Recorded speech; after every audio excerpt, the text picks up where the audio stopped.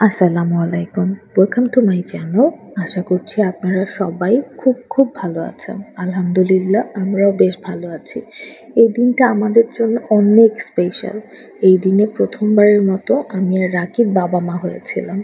এই দিনে প্রথমবার আমাদের কোলজুড়ে এসেছিল আমাদের রুমাইসা।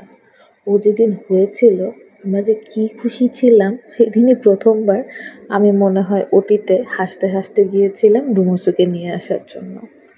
ও রুমাইসা হওয়ার পর আমাদের অগোছালো লাইফটা হুট করে গোছানো হয়ে গিয়েছিল।